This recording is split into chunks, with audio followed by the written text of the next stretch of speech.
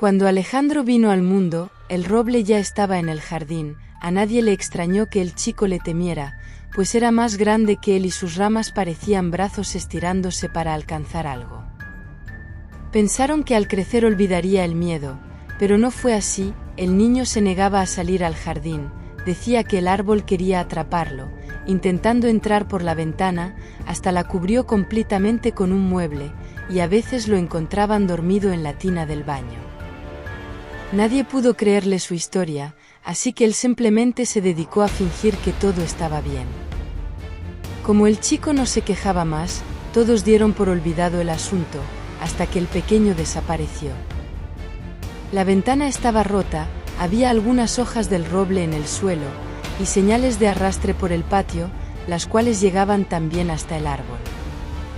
Aún así, nadie quiso mencionar la relación evidente. Declararon al chico como perdido iniciando el protocolo policíaco para su búsqueda, pero esta no obtuvo ningún resultado positivo. Con el paso de los días, solo la madre reconoció que su hijo no estaba mintiendo, las pruebas hablaban por sí solas, incluso había pasado tanto tiempo mirando con desconfianza al roble, que vio a las ramas cambiar de posición más de una vez. Así que tomó un hacha, y fue a darle fuerte al tronco. Por su herida brotó sangre, las ramas se extendieron asustadas y la mujer golpeó con más fuerza, pero poco podía hacer para derribar al gran roble. Cayó de rodillas al suelo, llena de decepción, pero entonces vio frente a ella otra oportunidad, removió la tierra con mucho ímpetu, para descubrir las raíces del árbol y salarlas, pero jamás imaginó encontrarse con tal escena. El cuerpo de su hijo yacía ahí, entre las raíces, ya casi seco, pues éstas alimentaban el roble con la sangre del chico. Esto había sucedido por muchos años, porque aparte se encontraron 14 cuerpos más, justo igual al número de ramas que el árbol tenía. En la tormenta. Así era el tío Gerardo. Cada que nos juntamos en el rancho de la familia, se ponía a platicar de todas las anécdotas que tenía y que nos compartía a todos los sobrinos, pero ese día no contó las andanzas sino un cuento de terror en la tormenta, de unos años atrás, y de la que solo se supo, habían desaparecido muchas personas. El cuento de terror en la tormenta empezó en el estado de Tabasco, y según cuenta el tío, de esos temporales empezaron a salir los cuerpos de los panteones, por las inundaciones, algo que a los difuntos molestó y de ahí la anécdota. El pueblo de Tapijulapa, Tabasco, se encuentra a solo unos cuantos kilómetros de la capital. Siempre se escucharon rumores que en el panteón principal, los muertos salían de sus tumbas, pero con el temporal todo cambió, ahora se veían rondar por los caminos, lo que a la comunidad del pueblo asustó. Ya no eran historias o mitos. Las personas los veían vagar por los caminos, como si deambularan en busca de algo.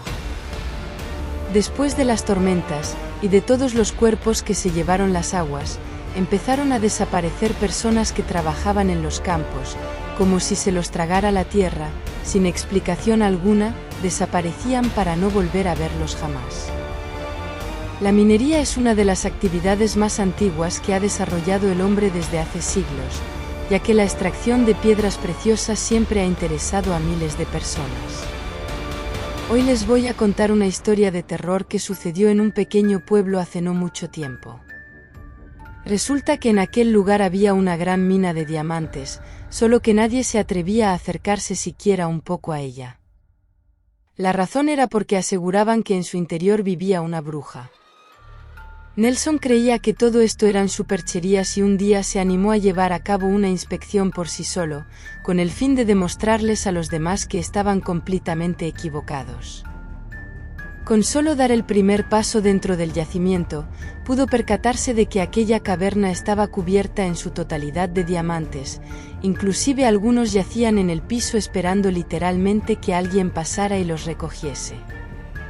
Precisamente eso fue lo que hizo. Se detuvo a recolectar unas cuantas piedras cuando de repente escuchó una serie de tétricas carcajadas. Sin saber bien por qué lo hizo, aquella risa lo obligó a adentrarse más y más en la mina. Al ver que tardaba más de lo pactado, sus amigos comenzaron a llamarlo a gritos, aunque sin obtener ninguna respuesta. Mientras tanto, el joven prolongaba su caminata tal y como si se tratara de un zombi o más bien de un ente sin alma. En un suspiro apareció la bruja frente a él y le dijo: «¿Por qué entraste a hurtar mis cosas? Yo no he tomado nada que no sea mío», replicó el joven sin inmutarse. «Por supuesto que sí, en esa mochila llevas varios de mis diamantes. Ahora pagarás por tu osadía». Y diciendo esto, la bruja levantó una de sus huesudas manos, señaló al muchacho y lanzó un conjuro. La piel y la carne de Nelson se fueron carcomiendo lentamente, no sin antes dejar tras de sí una serie de alaridos que brotaban de la boca de aquel hombre. Acto seguido, sus huesos fueron convertidos en diamantes.